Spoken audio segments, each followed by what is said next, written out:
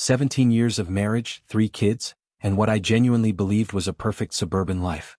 It took exactly 2 minutes for all of it to disintegrate on a random Thursday night. My name is Owen Bradshaw. I'm 44 years old, and until 3 weeks ago, I thought I had a rock-solid marriage.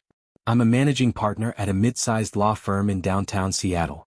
The hours are brutal and the cases are demanding, but the work pays well enough to afford our 4-bedroom house in Maple Valley and private school tuition for our 3 children. My wife, Lauren, was the HR director at Cascade Medical Systems. She was smart, highly organized, and always knew exactly how to handle people. Or so I thought. We met at the University of Washington. Back then we were both young, ambitious, and hungry for success. She was studying human resources management while I was grinding through pre-law. We married young, maybe too young, but it worked. Or at least, I believed it did with every fiber of my being. Harper came along when Lauren was 23. Then Dylan 3 years later, and finally little Zoe. 3 kids, 3 entirely different personalities, all needing constant attention. Looking back, neither Lauren nor I had enough time to give. That's where the cracks started forming, I suppose. Not that I saw them. I was far too busy reviewing contracts and depositions, building my reputation as the guy who never lost a corporate litigation case. Lauren threw herself into her career too, climbing to director in less than a decade. We were a power couple, people said.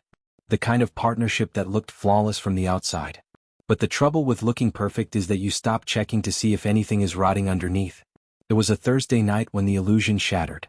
I had just closed a massive case, 3 months of 18-hour days that finally paid off when the jury came back in our favor. My client walked away with a 7-figure settlement, and I walked away with a massive partnership bonus. I was completely exhausted but deeply satisfied, ready to collapse into bed and take a long weekend to reconnect with my family. I got home around 11 p.m. The house was dark except for the kitchen light. Lauren's car sat in the driveway, which surprised me because she had texted earlier saying she was meeting her friend Emma for drinks after work. I figured she'd taken an Uber home. Inside, I found a covered plate of pasta on the counter with a sticky note. Saved you dinner. Long day in bed. Al. I heated the food and sat at the counter, scrolling through emails on my phone. That's when I noticed Lauren's iPad sitting on the kitchen table, its screen still glowing. She must have been looking at something right before heading upstairs, and the screensaver hadn't kicked in yet. I wouldn't normally look. I'm not the jealous type, never have been. Trust was the foundation of our marriage. But something made me glance over. Maybe it was instinct. Maybe it was the universe finally forcing me to pay attention. The messaging app was open.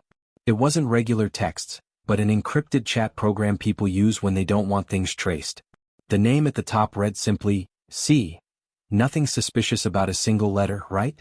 Except the last message made my blood run completely cold. Can't wait for Friday. Same place. 8 p.m. I've been thinking about you all day. Below that was Lauren's response, sent just 20 minutes prior. Me too. I'll tell Owen I have a late HR meeting. He never questions those anymore. I stared at that screen for what felt like an hour. My pasta sat forgotten, growing cold on the plate. The messages kept scrolling. Weeks of conversations, maybe months. I didn't read them all, I didn't need to.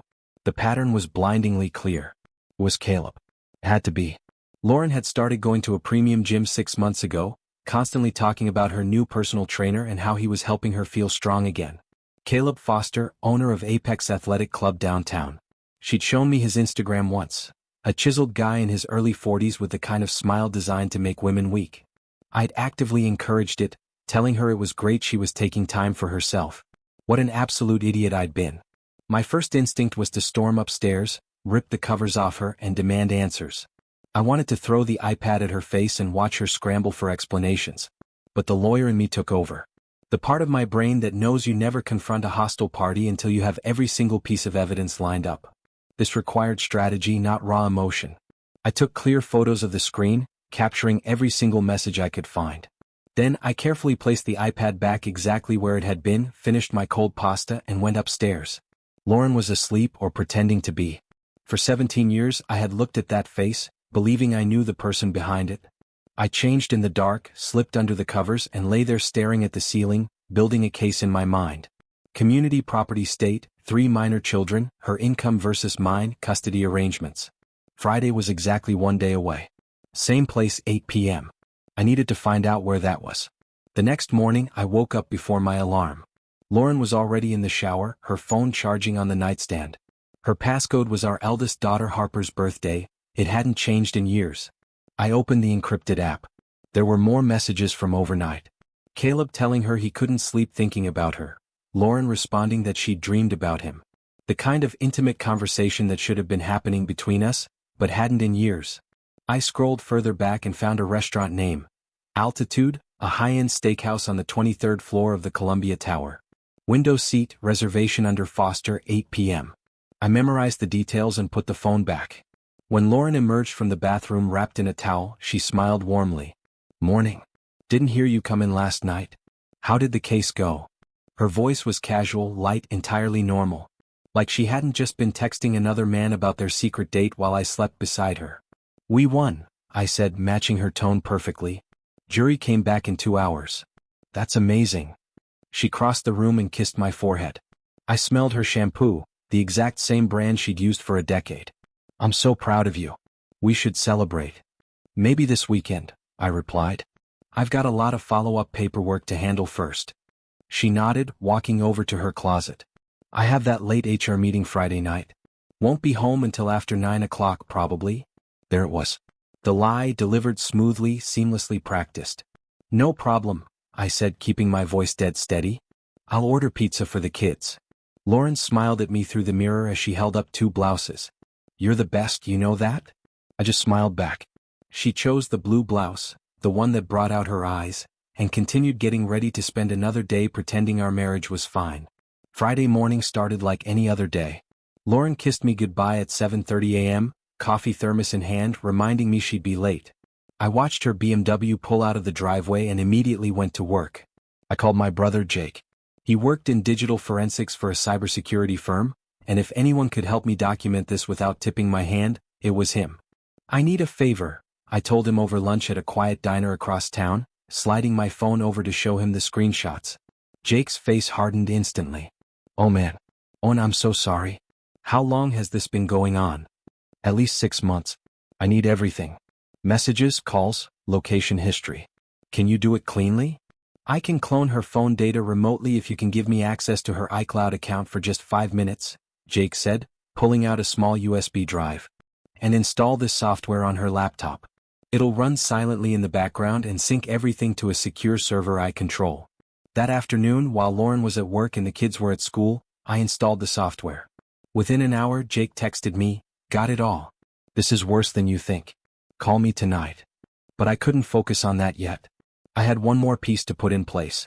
I did my research on Caleb Foster. A quick search told me he had been married to a woman named Melissa Foster for 12 years. She owned Foster Contemporary, an art gallery in Pioneer Square. I drafted an email to her, deleted it, and redrafted it. "How do you tell a stranger her husband is sleeping with your wife?" I kept it professional. "Miss Foster, my name is Owen Bradshaw. I am an attorney in Seattle, and I need to discuss a sensitive matter involving your husband and my wife. I believe we have mutual interests that require a private conversation." Her response came within an hour. "Mr. Bradshaw, I'll be at the gallery until 5 p.m. tomorrow. Come by at 4 o'clock. I have a feeling I know exactly what this is about." She already suspected. That evening I made spaghetti for the kids. Harper helped me drain the pasta, while Dylan set the table and Zoe colored at the counter. "Where's Mom again?" Harper asked. "Late HR meeting. She'll be home around 9:30 or 10 o'clock. Harper gave me a long, unreadable look. At 17 she noticed far more than we gave her credit for. "She's been having a lot of late meetings lately," she said quietly. I met her eyes. "Yeah, she has." Something passed between us in that moment, an unspoken mutual suspicion. At 7:45 p.m. I checked the tracking app on my phone. The little GPS dot showed Lauren exactly where I knew she'd be, the Columbia Tower. Altitude Restaurant. On Saturday at 3:55 p.m., I stood outside Melissa Foster's art gallery. I pushed through the door and a soft chime announced my arrival. Melissa was standing behind a minimalist desk. She was tall, elegant, with dark hair pulled into a sleek bun, looking every bit the successful gallery owner. Once her remaining customers left, she walked over to me. "Mr. Bradshaw. Owen, please." She led me into a private back office and closed the door. "You were right," she said bluntly before I could even sit. "I know why you're here. Lauren Bradshaw. Your wife." I blinked, surprised. You already knew her name? I suspected, Melissa said, her voice controlled but laced with deep undertones of pain. I found hidden hotel charges on our joint credit card 3 months ago. Caleb claimed they were for client meetings. Then I found vague texts. I hired a private investigator last month. He confirmed everything. Your wife and my husband have been meeting every single Friday for the past 6 months. I pulled out my phone and showed her my screenshots. Same story on my end. Melissa studied the messages, her jaw tightening. They think they're so clever with their secret apps, but they're just cliches. Last night was their dinner at Altitude. My investigator photographed them there. She pulled out her phone and swiped through the pictures. There they were. Lauren in a stunning red dress I'd never seen before, Caleb in an expensive suit, laughing over champagne. My stomach churned, but my mind stayed sharp. I want to propose something, I said. Not blind revenge, but absolute justice. They have another dinner planned for next Friday at the exact same restaurant. I want to reserve the table right next to theirs. And I want you there with me as my date. A slow, cold smile spread across Melissa's face. You want to confront them publicly? Not immediately, I explained. First, I want them to see us together. Let them panic. Let them scramble and wonder how much we know. Then, when the moment is perfectly ripe, we present the evidence in front of the entire dining room. Melissa leaned back, her eyes gleaming. You're a lawyer. This is incredibly strategic. I'm in. But I want something in return. Caleb has been skimming money from the gym's accounts, preparing to leave me. I need legal help documenting it. Consider it done. I'll have my firm's top financial investigator look into it discreetly. Let's give them a Friday night they will never forget. The following week crawled by like a prison sentence. Every morning, Lauren kissed me goodbye with that practiced, deceptive smile. Every evening she played the devoted suburban mother. On Wednesday I met Jake at his office. He handed me a USB drive containing a meticulously organized, time-stamped digital record of her betrayal. 6 months of data, Owen, Jake said grimly. Over 200 exchanges. Hotel reservations at the Fairmont, the Edgewater, and a boutique place in Bellingham. Charges on her personal card for lingerie, perfume, and a 3-day weekend trip to Victoria last month. She told you that was an HR conference, right? Yeah, I whispered, clutching the desk. I watched the kids solo that weekend. Harper even asked why Mom couldn't video chat, and I made excuses for her. There was no conference, Jake said quietly. Caleb Foster checked into the exact same room adjoining hers. On Thursday I called Altitude. I paid a $200 premium seating fee to ensure my reservation was placed at table 17, directly adjacent to the Foster reservation at table 16. On Friday morning, Lauren was practically glowing at breakfast, humming as she made coffee.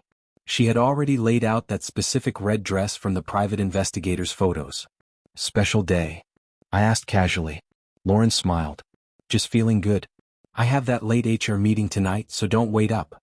Oh, I'll wait up, I said. I definitely will. After she left, Harper walked into the kitchen and looked at me with those perceptive 17-year-old eyes. Dad, is everything okay? I was entirely done with lies. Not yet, sweetheart. But it will be. At 7:30 p.m., I dressed in a sharp charcoal suit, drove to Pioneer Square and picked up Melissa, who looked stunning in a commanding black dress. We arrived at the Columbia Tower at 8:05 p.m., deliberately late, allowing Lauren and Caleb to get entirely comfortable. The hostess led us through the crowded restaurant toward the window tables overlooking Elliott Bay. And there they were. Lauren and Caleb, their heads close together, laughing, Lauren's hand resting intimately on his arm. The hostess guided us right to table 17, a mere 3 feet away. Lauren saw me first. Her eyes went completely wide, her face draining of color so fast I thought she might lose consciousness. Her hand violently jerked away from Caleb's arm. Caleb turned around to see what had startled her, and his expression instantly morphed from confusion to pure, unadulterated terror as he recognized Melissa sitting right beside me. Owen? Lauren's voice came out as a strangled, pathetic whisper. What are you doing here? I calmly pulled out Melissa's chair, sat down, and looked over at them with a pleasant smile. Having dinner. Same as you. What a bizarre coincidence. I thought you had a late HR meeting tonight, Lauren. Lauren's mouth opened and closed like a fish, but no sound came out. Melissa leaned forward, her voice cutting through the air like ice. Hello, Caleb. Surprised to see me? Melissa, listen, I can explain. Caleb stammered, his confident gym owner persona shattering instantly. Oh, I'm sure you can, Melissa interrupted smoothly. You're so incredibly creative. Though I have to say, the whole working late with clients routine is a bit of a cliché, don't you think? By now, the surrounding tables had entirely stopped eating. The tension radiating from our corner of the room was a physical force. Lauren frantically tried to spin the narrative. Owen, please, this isn't what it looks like. I actually laughed out loud. Really? Because it looks exactly like you're having a romantic dinner with Caleb Foster, who happens to be married to Melissa here. You told me you had a corporate compliance meeting, but unless HR meetings now involve sipping expensive champagne and holding hands over candlelight, I think you're confused about what qualifies as work. How did you? Lauren faltered, her eyes darting around as her brain desperately tried to calculate how much I knew. I placed my phone face up on the table between us. Because you left your iPad unlocked last week. Because I've been tracking every single message, every single hotel reservation, and every single lie for the past 10 days. And because Melissa and I have spent the last week comparing notes. Caleb snapped, trying to puff out his chest. You had no right to track her. I had every right, I said, my voice dropping to a hard, dangerous register. She is my wife sleeping with you. I have every right to the truth. Lauren began crying openly, heavy tears streaking her mascara down her face. Owen, please, can we just go somewhere private and talk about this like adults? Adults don't lie to their spouses for 6 months, Lauren. This conversation happens right here, right now. I reached into my jacket and pulled out a thick manila folder, opening it flat on the white tablecloth. I slid the first document over. February 14th. Valentine's Day. You told me you were stuck handling a regional compliance review. Instead, you checked into the Fairmont Olympic with Caleb. Room 847. You charged the champagne to your personal card. Lauren stared at the paper as if it were a venomous snake. I slid the next set of documents forward. March 21st through the 23rd. Your mandatory conference in Victoria. There was no conference. Caleb checked into the adjoining room. You left me to handle our 3 kids solo while you were away playing house. Melissa leaned forward, sliding her own stack of financial documents directly in front of Caleb. And let's talk about your creative bookkeeping, Caleb. $47,000 transferred from the gym's business accounts into a personal account in the Cayman Islands over the past 8 months. Were you planning to run away together, or were you just actively stealing from me? The smugness completely vanished from Caleb's face. That's confidential financial information. You can't use that. I can when my forensic accountant uncovers massive corporate fraud, Melissa replied coldly. I've already forwarded the files to the IRS and the State Attorney General's office. They're very interested. Lauren turned to Caleb, her voice rising in a panicked screech. You told me you were investing that money into expanding the gym. You said it was for new equipment. So he lied to you too, I observed. How does it feel, Lauren? To be on the receiving end of total deception? A man at the table next to us actually started applauding. Caleb abruptly stood up, his chair scraping loudly against the hardwood. I don't have to sit here and listen to this trash. Sit down, Melissa commanded, her voice cutting like a razor. Sit down or I will have restaurant security throw you out into the street in front of everyone. Caleb sank back into his chair, entirely defeated. I turned back to Lauren and pulled up one final message on my phone. I want to read you my favorite piece of evidence. This is a text you sent him 2 days ago. Owen is so focused on work he barely notices I exist anymore. He's like a robot. Predictable, boring, always doing the right thing. I need someone who makes me feel alive.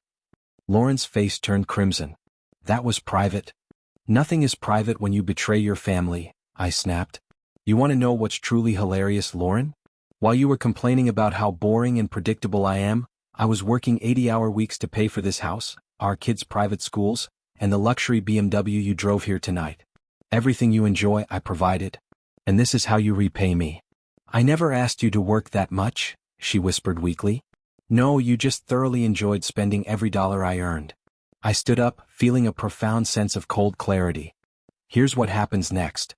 Monday morning, my attorney files for divorce. You have exactly 30 days to move out of my house. I am keeping primary physical custody of Harper, Dylan, and Zoe. You can't take my children, she sobbed. I can, and I absolutely will. Any family court judge who reviews this mountain of fraud, perjury, and deceit will see exactly who needs to provide stability for those kids. Melissa stood up alongside me, gathering her coat. I dropped a crisp $100 bill onto the table. That should cover the waters. Lauren, I'll see you at home eventually. Take your time. As we walked out of the dining room, Lauren's raw, Broken sobs echoed out behind us. The entire restaurant watched us leave in absolute fascination. I dropped Melissa off at her gallery, drove aimlessly through the Seattle night for hours, and finally pulled into my driveway at midnight. The house was completely dark except for Harper's bedroom window. I walked inside and found her sitting on the living room couch with her laptop, surrounded by a pile of tear-stained tissues. She looked up the second I stepped through the door. "Someone posted a video from the restaurant online, Dad," she said, her voice cracking. "It's everywhere. One of my friends just texted me the link." I sat down heavily beside her, completely spent. "I am so sorry you had to find out this way, Harper. How long have you known about Mom and that guy?" "Since I found the messages on her iPad last week." Her voice broke completely. "Why didn't you tell me?" "Because you're 17. You shouldn't have to shoulder your parents' wreckage." "I already knew something was wrong," she whispered, leaning into my shoulder as silent tears shook her frame. "Mom's been completely different for months. Always on her phone, always distracted. Is it my fault? Did I do something wrong?" I caught her chin and forced her to look at me. "Look at me, Harper. None of this is your fault. Not yours, not Dylan's, not Zoe's. Adults make their own choices. Your mother made hers, and now she has to live with the consequences. Are you getting divorced?" "Yes." She nodded firmly, wiping her face. "Good. What she did was horrible. You deserve so much better." Right then the front door clicked open. Lauren stepped into the entryway, still wearing that red dress, her makeup entirely ruined. She saw us on the couch and froze. "Harper, sweetheart." "Don't," Harper barked, standing up instantly. "Don't sweetheart me. You've been lying to all of us." "It's complicated, Harper, you don't understand." "It's not complicated at all." Harper screamed, her voice echoing through the dark house. "You cheated on Dad. You lied about where you were going.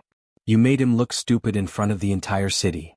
Harper grabbed her laptop and stormed toward the stairs. "I'm staying with Dad. Wherever he goes, I go." Her bedroom door slammed shut upstairs. Lauren turned to me, a fresh wave of tears flowing down her face. "Owen, please, we need to talk right now." "You want to talk?" Where was this profound desire for communication over the last 6 months? "I made a mistake, Owen." "No, Lauren," I corrected her coldly. "You made a choice. Multiple choices. Hundreds of them. Every text message, every hotel room, every single lie, those were all deliberate choices." She collapsed into the armchair across from me, looking smaller and entirely defeated. "I don't know what happened. Things between us got so distant. You were always working, I was always stressed. Caleb paid attention to me. He made me feel seen. So now this is my fault because I worked myself to the bone to support this family? No, that's not what I meant. I felt invisible." "You weren't invisible, Lauren. I saw you every single day. I came home to you every night. I was right here." I stood up, utterly exhausted. "But apparently I wasn't exciting enough. I wasn't attentive enough. So you found someone who was." "My attorney's office, Monday morning at 9 a.m. We are doing this through mediators. You'll get what's financially fair, but I am keeping the children." "You can't do that." "Watch me. I'm sleeping in the guest room tonight. Tomorrow you start looking for an apartment." 3 months later, the fallout was absolute. The video of our confrontation had gone viral, racking up over 8 million views on TikTok, getting picked up by local news and even landing on a national morning show. Lauren became Seattle's most public cheater. Cascade Medical terminated her position 2 weeks after the incident, citing that her presence was highly detrimental to company morale. Caleb's life collapsed even harder. The IRS investigation uncovered massive tax evasion and unreported income. He pleaded guilty to avoid prison time, but he lost everything in the divorce settlement. Melissa took the gym, the house, and his entire retirement portfolio. Last I heard, Caleb was working as a basic personal trainer at a commercial chain gym in Tacoma, renting a tiny studio apartment. In the final settlement room, Lauren sat across from me, looking significantly thinner and older than I remembered. Her hands shook as she prepared to sign the documents. "The terms are highly favorable, Mr. Bradshaw," my attorney Rebecca stated. "Lauren has agreed to joint legal custody, with you retaining primary physical custody. She receives visitation every Saturday and alternating Wednesdays." "I want more time with my kids," Lauren whispered, staring at the floor. "Then you shouldn't have cheated on their father," Rebecca replied flatly. The judge reviewed the evidence. "You're lucky to have any custody at all. The house stayed entirely with me. Lauren received 38% of our basic marital assets, totaling about $215,000, and she waived all claims to my partnership shares in the firm. When the signatures were finalized, her lawyer left immediately. Lauren stayed in her chair. "Can we talk? Just for a minute, Owen?" I nodded, and Rebecca stepped outside, closing the door. "I'm so sorry," Lauren said, her voice trembling. "I know it doesn't fix anything, but I need you to know I'm sorry." "I appreciate that, Lauren. But sorry doesn't undo 6 months of systematic deception." "I know. Harper won't even talk to me. She hangs up every time I call. Dylan is barely civil, and even Zoe seems furious with me. Will they ever forgive me?" "I don't know," I said honestly, standing up to leave. "That is entirely between you and them. But I won't poison them against you. They will form their own opinions." At the door I paused one last time. "Lauren, I truly hope you found whatever it was you were looking for. Whatever it was that made you blow up our family. I hope it was worth it." 9 months later, spring had finally arrived in Seattle. I stood in my backyard, watching Dylan and Zoe kick a soccer ball around the lawn while Harper sat on the porch steps, texting her friends. Life had settled into a healthy, quiet rhythm. The kids had adjusted far better than I'd initially expected. Dylan had gone through some acting out phases at school, but his therapist helped him process the anger. Zoe still cried occasionally at night, missing the way things used to be, but she was healing. Harper had essentially become my co-parent, helping out around the house and growing up a bit faster than I would have liked. Lauren moved to a small apartment in Tacoma, taking a lower-paying job as an HR consultant. Her relationship with Caleb had imploded a mere 3 weeks after the restaurant disaster. Turns out their grand romance couldn't survive the harsh glare of reality. My phone buzzed. It was a text from Melissa Foster. "Divorce finalized today. Starting entirely fresh. Thank you for everything, Owen." I typed back, "Same here. Good luck with the new gallery location." She had already opened a second art space and was dating a wonderful architect. I was genuinely happy for her. One of us had found their footing completely. Harper walked down the porch steps and flopped onto the grass beside me. "Dad, can I ask you something?" "Always, sweetheart." "Do you think you'll ever date again? Like find someone new?" I considered it for a moment. "Maybe eventually. But not anytime soon." "Good," she smiled. "We're definitely not ready for a stepmom yet." She picked at a blade of grass. "I saw Mom yesterday. She looked really sad. Do you still love her?" I thought about my answer very carefully. I love the person I thought she was for 17 years. But the person she actually turned out to be? No. That person hurt all of us far too deeply. "That makes sense," Harper said, leaning her head against my shoulder. "I'm really glad we stayed with you, Dad." "Me too, sweetheart." "Me too." Dylan came sprinting over, entirely out of breath. "Dad, can we go to the batting cages tomorrow morning? Coach says I really need to work on my swing." "Sure thing, bud. 9 a.m. sharp." My phone buzzed one last time. A text from Jake. "Burgers and beer at my place tonight. Bring the whole crew." I looked at my 3 children, standing in the yard of the home we had successfully rebuilt from the ashes of betrayal. We hadn't just survived the storm, we were genuinely thriving. "Who wants to go see Uncle Jake tonight?" I called out. 3 enthusiastic cheers echoed across the lawn. As we walked inside to get ready, I felt a deep, profound sense of contentment and peace. The future ahead was entirely uncertain, but it was full of beautiful possibility. I had my children, my career, and my integrity completely intact. Lauren had made her choices and I had made mine. I chose to be the kind of man my children could look up to, a father who proved that even when your world gets turned upside down, dignity, honesty, and grace will always matter more than bitterness.